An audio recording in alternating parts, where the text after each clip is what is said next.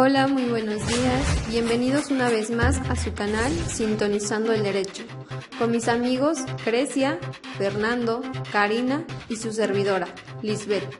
En esta unidad les hablaremos del patrimonio, integración del patrimonio, cosas, bienes y derechos, características, clasificación de bienes, derechos personales, elementos, fuentes, modalidades, transmisión, efecto y extinción de las obligaciones.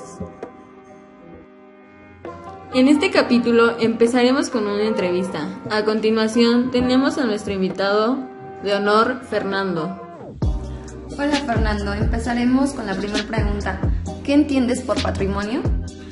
Patrimonio creo que es el bien que todos poseemos, no sé, por muy simple que parezca, por ejemplo, nuestra ropa, celulares, un lápiz, todo eso es nuestro patrimonio. Ok, entonces, ¿crees que todas las personas tienen patrimonio? Pues yo creo que sí, porque como antes ya los mencionamos, aunque sea muy pequeño su patrimonio, pero pues todas poseen algo tan sencillo que tiene algún valor. Bueno, eso es todo. Muchas gracias por estar hoy con nosotros. Después de haber escuchado la entrevista, empezaremos explicando qué es el patrimonio. Según Adriana Rojina, en su libro Compendio de Derecho Civil, el patrimonio de una persona estará siempre integrado por un conjunto de bienes, de derechos y además por obligaciones y cargas, pero es requisito indispensable que estos derechos y obligaciones que constituyen el patrimonio sean siempre apreciables en dinero, es decir, que puedan ser objeto de una valoración pecuniaria. ¿Sabías que el patrimonio está compuesto de dos elementos, el activo y el pasivo? Pero, ¿en qué consiste cada uno? Bueno, el activo se integra por el conjunto de bienes y derechos apreciables en dinero, y el pasivo por el conjunto de obligaciones y cargas también susceptibles de valoración pecuniaria. Es decir, el pasivo se constituye por obligaciones o deudas que son el aspecto pasivo de los derechos personales. ¿Pero qué diferencia tiene el pasivo y el activo? La diferencia entre el activo y el pasivo de una persona arroja su haber patrimonial. Si el primero es superior al segundo o su déficit patrimonial, en caso contrario, a su vez, el haber y el déficit nos permiten determinar los conceptos jurídicos de solvencia e insolvencia. Se dice que hay solvencia cuando el activo es superior al pasivo y que hay insolvencia en el caso contrario. En otras palabras, el artículo 2166 del Código Civil vigente en el Distrito Federal dice: hay insolvencia cuando la suma de los bienes y créditos del deudor estimados en su justo precio no iguala al importe de sus deudos. La mala fe, en este caso, consiste en el conocimiento de ese déficit.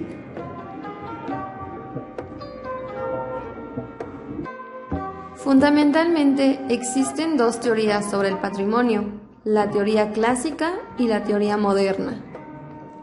La teoría clásica, o también conocida como la teoría del patrimonio personalidad, esta teoría señala al patrimonio como el conjunto de bienes, derechos, obligaciones y cargas que integran el patrimonio. Constituyen una entidad abstracta, una universalidad de derecho que se mantiene siempre en vinculación constante con la persona jurídica. Las siguientes premisas son fundamentales en la escuela clásica. Solo las personas pueden tener un patrimonio, porque solo ellas pueden ser capaces de tener derechos y obligaciones. Toda persona necesariamente debe tener un patrimonio. Toda persona solo puede tener un patrimonio, nunca podrá tener dos o más patrimonios. Es decir, el patrimonio como la persona es indivisible. El patrimonio es inalienable durante la vida de su titular. Solo con la muerte de la persona física existe una transmisión total del patrimonio a sus herederos, exceptuando los derechos y obligaciones que concluyen con la muerte. Durante la existencia de la persona pueden existir transmisiones a título particular y no a título universal.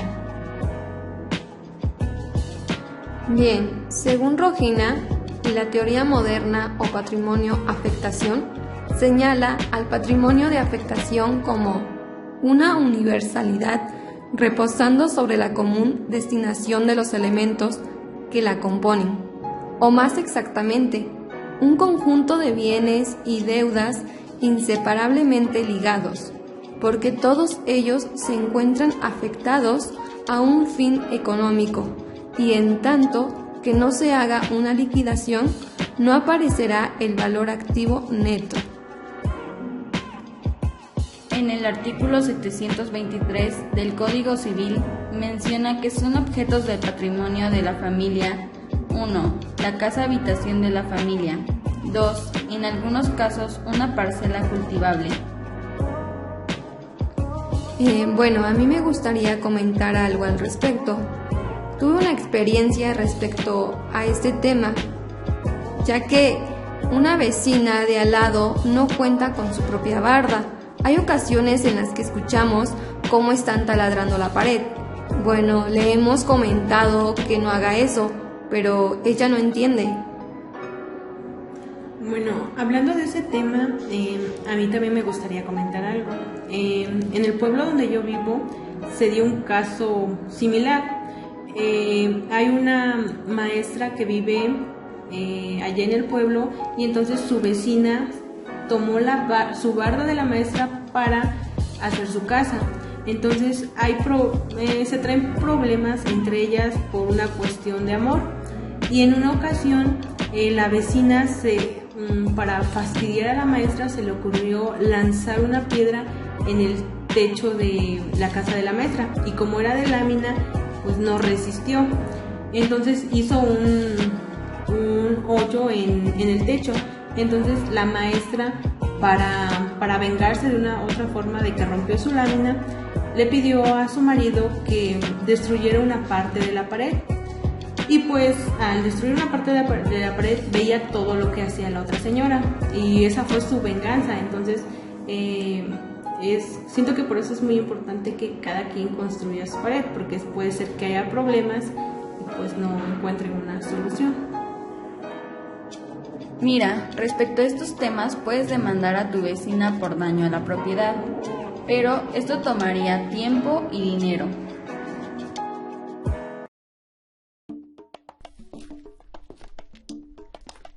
¿Te has parado a pensar que somos lo que somos gracias a la cultura?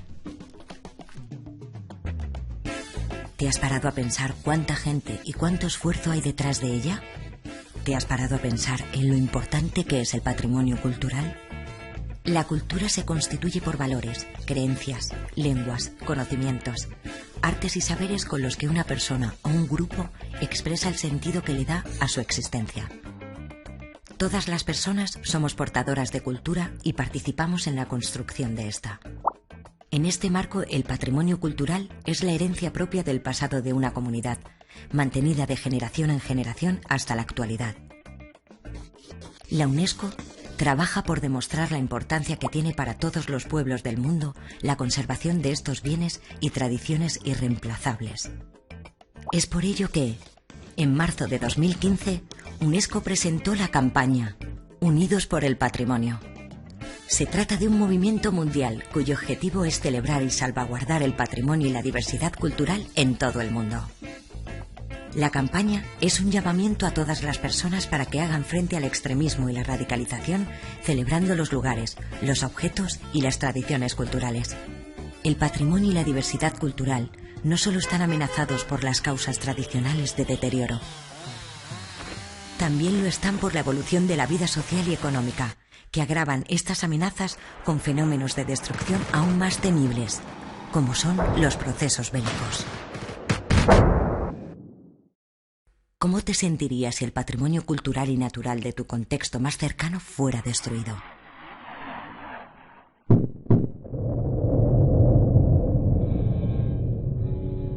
Duele pensarlo, ¿verdad? Ahora mismo, en muchos países del planeta, la pérdida del patrimonio está siendo una realidad. La protección del patrimonio cultural contribuye a curar heridas generadas por los conflictos armados y por desastres naturales, construyendo esperanza, dignidad y empoderamiento de las comunidades desde la reconciliación y la cohesión social. No nos olvidemos de que el patrimonio es nuestra herencia y que debemos cuidarlo para las generaciones del mañana. Salvaguardemos toda la cultura que nos queda por compartir. No te pares a pensarlo más. Ponte en marcha y celebra la diversidad cultural.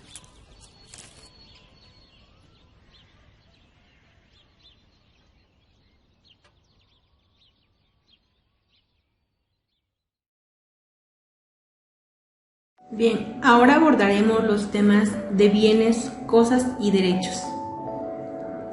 Los bienes se dividen en 3 categorías: en bien de uso común, bien destinado a un servicio público y bienes propios. Empezaré a explicar el bien de uso común. Estos son bienes del dominio público para ser aprovechados por todos los habitantes del lugar, con las restricciones establecidas por la ley. Ejemplos de estos tipos de bienes son los parques, playas, monumentos, etc. Así es. Ahora, los bienes destinados a un servicio público son aquellos los cuales para uso en común en su totalidad. Ejemplo de estos podrían ser los estacionamientos, postes, tuberías, pero también entran los servicios públicos. Por último, están los bienes propios. Estos son de particulares conforme al artículo 772 del Código Civil, que declara lo siguiente: son bienes de propiedad de los particulares todas las cosas cuyo dominio les pertenece legalmente y de las que no puede aprovecharse ninguno sin consentimiento del dueño o autorización de la ley. ¿Alguien de ustedes tiene un bien propio con permiso? Bueno, pues en mi comunidad las personas ya mayores acostumbran a tener armas en su casa, pues sin permiso, pues lo ven como algo normal. De hecho, anteriormente las personas acostumbraban que cada que escuchaban algo extraño salían a disparar al aire para ahuyentar a las personas. Bueno, eso no está bien ante la ley. Se debería sacar un permiso de armas, pero para eso también hay ciertos tipos de armas que se pueden utilizar, como la calibre 22.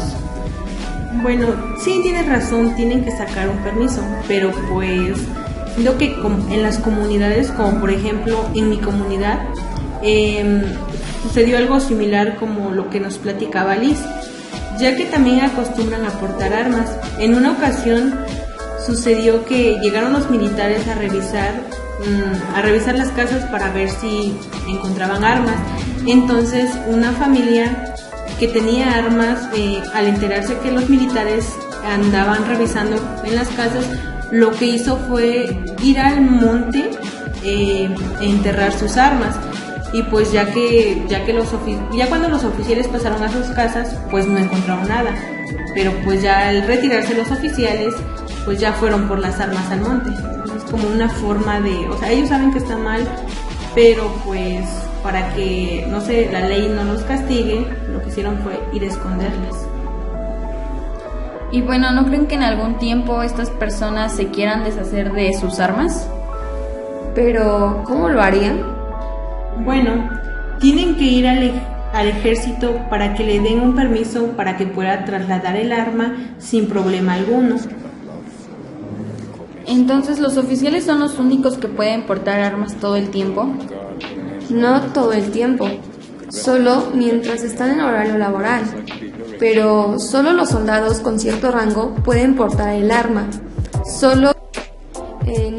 No todo el tiempo. Esto solo mientras estén en horario laboral. Pero solo los soldados con cierto rango pueden portar el arma, como son los comandantes, médicos militares y máximo comandante. Bueno, después de haber escuchado las opiniones de nuestras compañeras, ahora hablaremos también de los bienes que se pueden clasificar en inmuebles, muebles, mostrencos, fungibles y no fungibles. Los bienes inmuebles son todos aquellos que no pueden moverse del lugar en el que están. En el artículo 750 del Código Civil menciona lo siguiente: son bienes inmuebles el suelo y las construcciones adheribles a él, las plantas y árboles mientras estuvieren unidos a la tierra, y los frutos pendientes de los mismos árboles y plantas mientras no sean separados de ellos por cosechas o cortes regulares. Todo lo que está unido a un inmueble de una manera fija, de modo que no pueda separarse sin deterioro del mismo inmueble o del objeto a él adherido. Las estatuas, relieves, pinturas u otros objetos de ornamentación colocados en edificios o heredados por el dueño del inmueble, en tal forma que revele el propósito de unirlos de un modo permanente al fundo. Los palomares, colmenas, estanques de peces o criaderos análogos, cuando el propietario los conserve con el propósito de mantenerlos unidos a la ficha y formato parte de ella de un modo permanente. Las máquinas, vasos, instrumentos o utensilios destinados por el propietario de la finca directa y exclusivamente a la industria o explotación de la misma.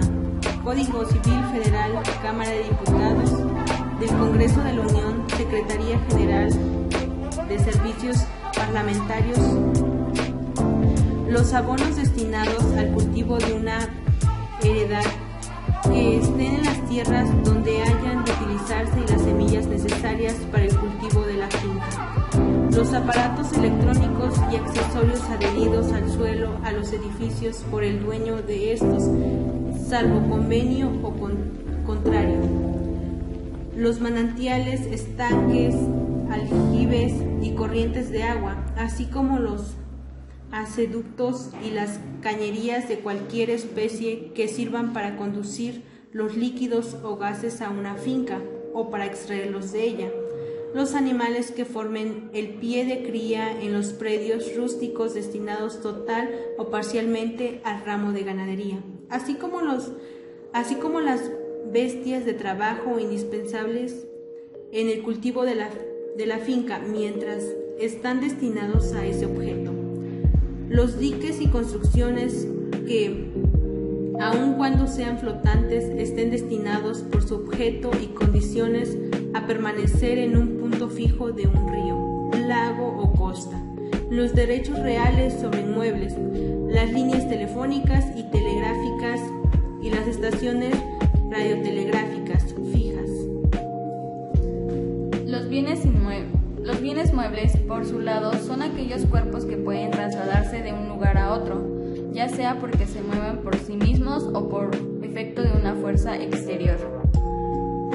Los bienes fungibles son aquellos que tienen un mismo poder liberatorio, es decir, que sirven como instrumento de pago con un mismo valor y que por lo tanto pueden ser reemplazados en el cumplimiento de las obligaciones. El artículo 774 son bienes mostrencos, los muebles abandonados y los perdidos cuyo dueño se ignore, y en el artículo 785 son bienes vacantes, los inmuebles que no tienen dueño cierto y conocido, ambos artículos del Código Civil. La cosa en el campo jurídico es todo lo que puede ser objeto de un derecho.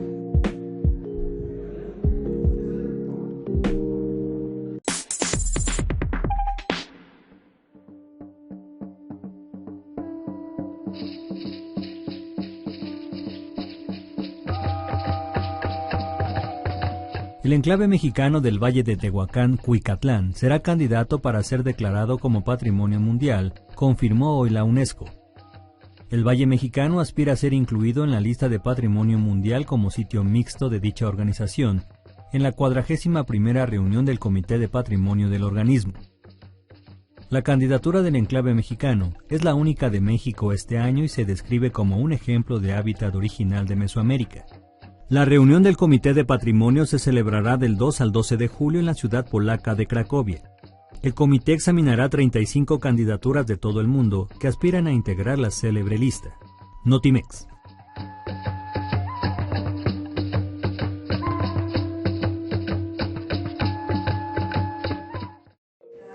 Ahora hablaremos de los derechos y obligaciones. Bueno, los derechos son un conjunto de posibilidades normativas que el derecho reconoce para poder realizar los actos jurídicos inherentes al aprovechamiento total o parcial del objeto sometido a su poder. ¿Y cuáles son los derechos personales? Son aquellos que pueden reclamarse solo por ciertas personas. Estos derechos están relacionados con las obligaciones. Y las obligaciones es un vínculo jurídico en virtud en el cual una persona llamada deudor está obligada jurídicamente con otra persona a la que se conoce como acreedor, una prestación de dar, de hacer o no hacer. Las obligaciones tienen elementos. Uno de los elementos es el sujeto activo y pasivo. El sujeto activo es la persona de la cual se constituye la obligación, es decir, es el que tiene el derecho a exigir una conducta, y el sujeto pasivo es aquel que se obliga con el sujeto activo a hacer determinada conducta. Otro elemento es el vínculo jurídico, el cual une legalmente a ambos sujetos de la obligación.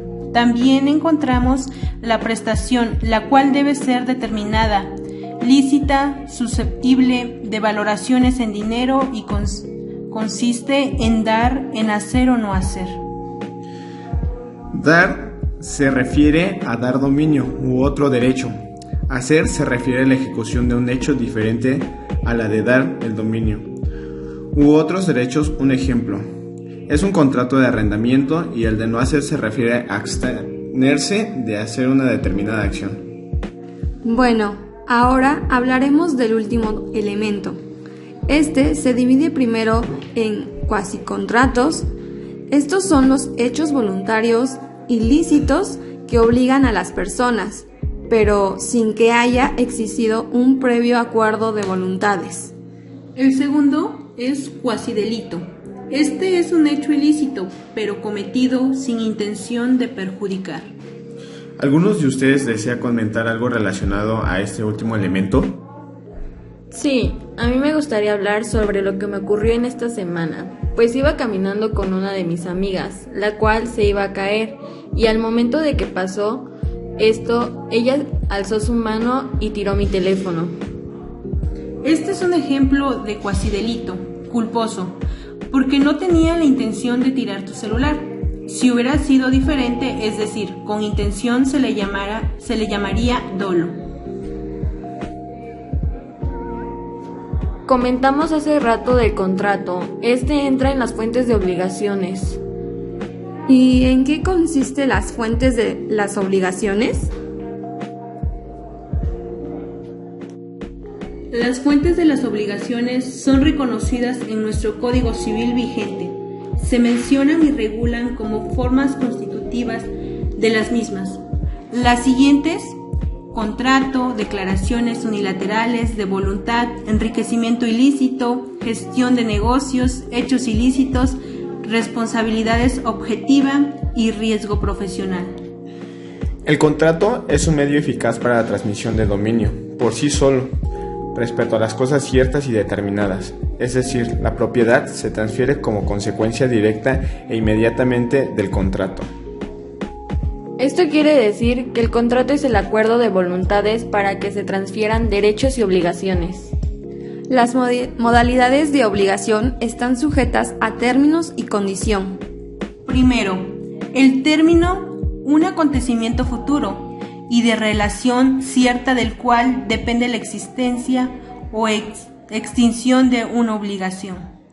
Y la condición es un acontecimiento futuro y de realización cierta que suspende el nacimiento o resolución de una obligación. La condición está dividida en dos tipos. La primera es suspensiva y la segunda es resolutoria. ¿Y de qué trata cada una?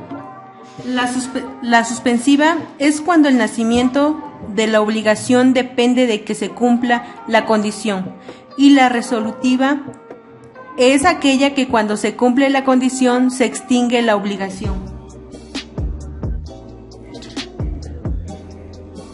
También hablaremos de la transmisión de las obligaciones. Las obligaciones se pueden transmitir tanto de activo como el pasivo. La transmisión de bienes puede ser de 3 formas, las cuales son las siguientes: cesión de derechos, cesión de deudas y subrogación.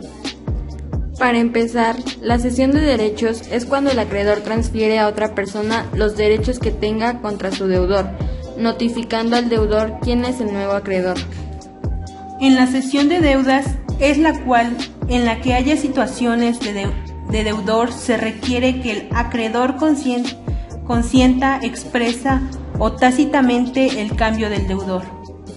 Por último, la subrogación, la cual consiste en la situación de un acreedor por otro en la virtud del pago que éste hace a aquel, en los términos de la Ley 66.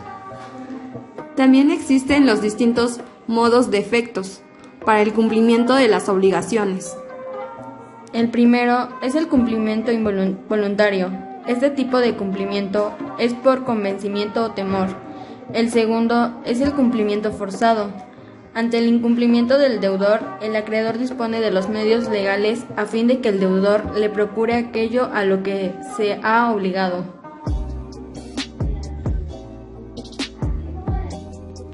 El tercer modo de cumplimiento específico de la obligación es el que se obtiene el acreedor mediante la intervención de un tercero que satisface la prestación a cargo del deudor. El último tema que hablaremos en esta unidad es la extinción de las obligaciones. Primero hablaremos del pago, el cual consiste en el cumplimiento de un pago. En el artículo 206 del Código Civil establece: pago o cumplimiento es la entrega de la cosa o cantidad debida o la prestación del servicio que se hubiere obtenido. El ofrecimiento de pago y consignación ocurre cuando el acreedor se rehúsa a recibir la prestación que se le dé adeudada, a dar el documento justificativo del pago y la dación de pago. Es otra forma de extinguir las obligaciones. Es cuando el deudor le da al acreedor una cosa distinta a la debida, pero con el consentimiento de éste. Un ejemplo de la dación de pago es cuando a una persona le debes dinero, pero como no tienes con qué pagarle, le das tu celular como pago de la deuda. Un ejemplo de dación de pago es, por ejemplo, mi tío le presta dinero a mucha gente. Entonces, cuando es gente que él conoce, no les pide nada a cambio. Entonces un día llegó un señor a pedirle cierta cantidad y pues quedó en liquidarle en 2 meses. Resulta que llegó el día cuando le tenía que regresar el dinero y pues el señor no tenía ni la mitad de lo que mi tío le había prestado. Entonces mi tío sabía que el señor tenía terrenos, entonces le pidió a cambio de el dinero que le había prestado que le diera su terreno, y entonces fue como pues así saldó su deuda.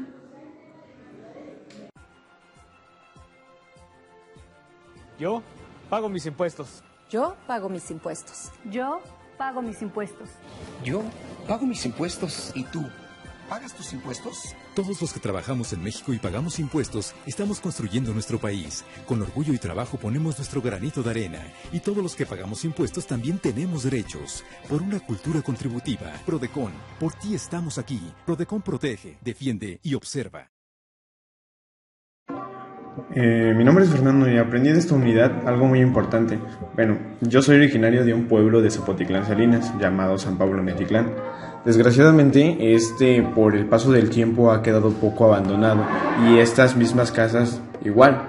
Digamos que de cada 10 casas, 3 están habitadas, y lo que han hecho muchas personas es adueñarse de ellas, o quizás no como tal, pero sí el pueblo recoge las propiedades. Algo que aprendí de esta unidad es, por ejemplo, de cómo evitar esto, de cómo quizás no tomar todo a la ligera, de hacerme cargo de mi propiedad, y también de cómo podría evitar que una persona me lo pueda quitar con el ejemplo de buena fe, de mala fe o del usucapión.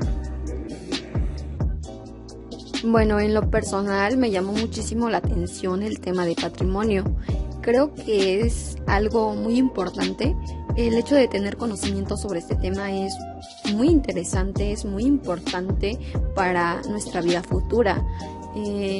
Por ejemplo, acá en mi comunidad suele pasar que hay muchos terrenos que están solos, que no los atienden, no los limpian, no habita nadie. Son terrenos que se les llama terrenos baldíos. Acá en mi comunidad se les llama así. Bueno, suele pasar que hay un movimiento que organiza a personas que no tienen un hogar propio, pero estas personas comúnmente son personas de fuera, que no son de aquí, nacidos de esta comunidad, por ejemplo de la sierra, que vienen de la sierra a habitar aquí.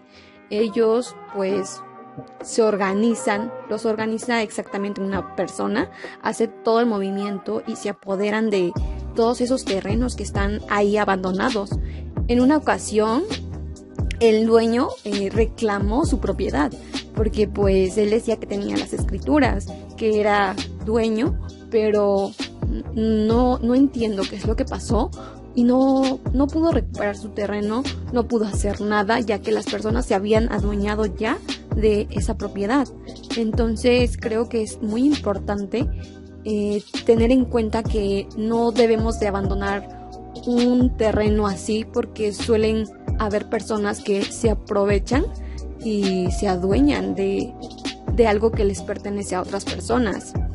Y creo que es importante que cuando nosotros seamos ancianos tengamos el conocimiento para que no se apodere nadie de lo que es nuestro patrimonio, nuestros terrenos, nuestras casas, lo que sea que tengamos. Y bueno, eso sería todo de mi parte. Bien, eso es todo. Ahora nos gustaría que alguno de ustedes compartiera lo que piensa acerca de todo lo que acabamos de abordar el día de hoy.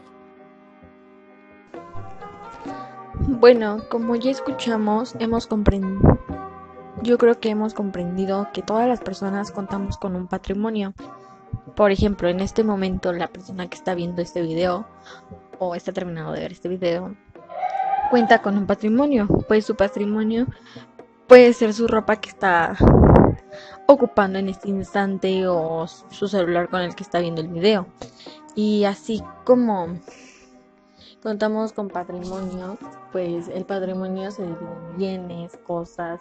Los bienes pueden ser bienes inmuebles, muebles, mostrencos, fungibles e infungibles, como lo platicábamos anteriormente. Asimismo, puede ser que te lo hayan dejado por tu familia, que no sé, puede ser que tu papá o mamá ya hayan fallecido, o todavía no, pero ya hayan dejado un testamento y pues te dejan tal vez tu casa, y eso también cuenta como patrimonio, porque es el patrimonio que formaron tus papás a lo largo de su vida. Ese es un ejemplo. Y pues también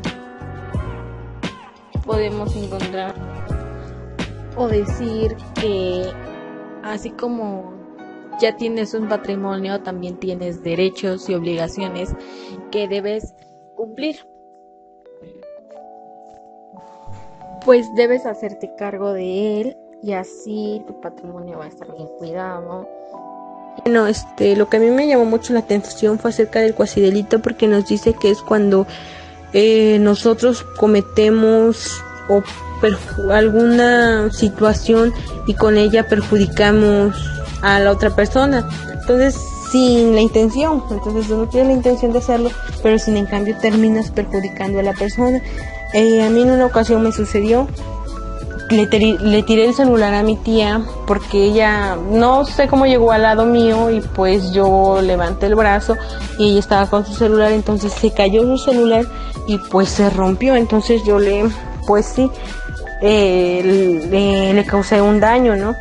Pero pues ella entendió que pues yo no me di cuenta, entonces fue un descuido y pues ya, o sea, no me dijo págamelo o algo así, pero pues Siento que si hubiera sido en algo más como caro, pues también como que nosotros tenemos como la obligación de decir, pues a lo mejor te doy una parte, no te doy toda porque no fue toda mi culpa, pero pues sí te puedo dar una parte. Entonces siento como que también debemos de ser conscientes en esas cosas. También lo que me llamó mucho la atención fue acerca de lo que nos dice que hay propiedades las cuales nosotros podemos adueñarnos de ellas, ¿no? Entonces, que es el usucapio. Yo siento que eso está mal, porque si tú no trabajaste para comprarte terrenos o para construir tu casa, como por qué te debes de adueñar de ellos. Siento que no es lo correcto, estoy en desacuerdo en eso, porque, bueno, un ejemplo es que su mamá de mi tío político rentaba una casa en México, entonces la señora era la única que se encargaba de eso y pues cobraba y todo. Entonces resulta que la señora muere y pues los hijos pues se querían repartir esa casa y pues ya no lo pudieron hacer porque al ir a decirle a los señores que pues deshabitaran la casa donde rentaban, ellos dijeron que era su casa, porque pues el error de la señora fue que ya no renovó contrato. Pues al no renovar contrato, pues ellos ya llevaban mucho tiempo viviendo ahí, pues presentaron que recibos del agua y cosas así, entonces pues sí se quedaron con esa casa. Entonces yo se me hace que no está bien, no deberían de ser las cosas así, todas las personas deberían de tener valores y así como que, pues si no es mío, ¿por qué me voy a quedar con ellos, no? Entonces como que pues trabaja para que tengas lo tuyo y cosas así. Entonces eso es lo que yo aprendí hoy. Bueno amigos, eso es todo el día de hoy. Gracias por haber estado con nosotros esta mañana. Esperamos les haya gustado este episodio y esperamos que nos puedan acompañar en el próximo episodio de Sintonizando el Derecho. Gracias.